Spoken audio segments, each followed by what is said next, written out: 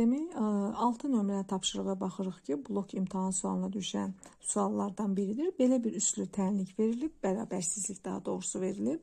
Belə üslü bərabərsizliklər həmişə düşür. Hər vaxt blok imtahanlarda istər tənliyi olsun, istər bərabərsizliyi olsun, düşür.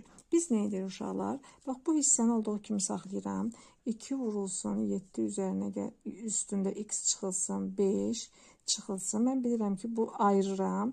Bu da 7 bölünsün 7 üzərində üstündə daha doğrusu çıxılsın 5 böyükdür 13.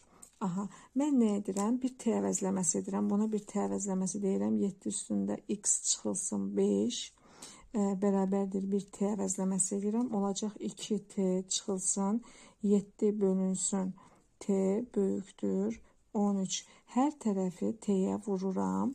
2t'nin kvadratı çıxılsın 7 böyükdür 13 t və olacaq 2t'nin kvadratı çıxılsın 13t çıxılsın 7 böyükdür 0 tənliyini nə edirəm? Həll edirəm. Buradan da diskriminantı tapıram. Diskriminant da bərabərdir 13'ün kvadratı 169 üzərinə gəlinsin 4'ü 2'ye vuram 8 8'i də 7'ye vuram 56. Bu da neçə edəcək? 225. T1'ləri tapıram. T1, T2'mi tapıram. Olur 13. Üzerine gel. Plus minus 15 bölünsün. 2'ni də 2'ye vuranda 4.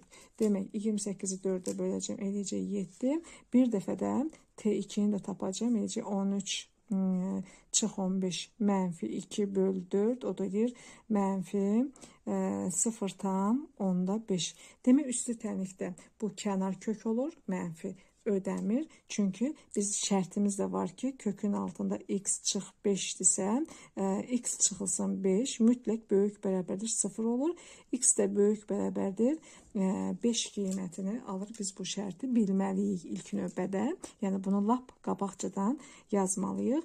Və onda nə edəcəm? Yalnız 7'ni t'nin yerində qoyaram yerinə. 7 üstü x çıxılsın 5 bərabərdir 7. Burada da x çıxılsın 5 bərabərdir 1 olacaq. Hər tərəfi kvadrat yüksəldərəm. X çıxılsın 5 bərabərdir 1. X bərabərdir 6 olacaq. Yəni artıq nə olacaq burada? 6 müsbət sonsuzluq ədəd oxunda qeyd edirəm. 6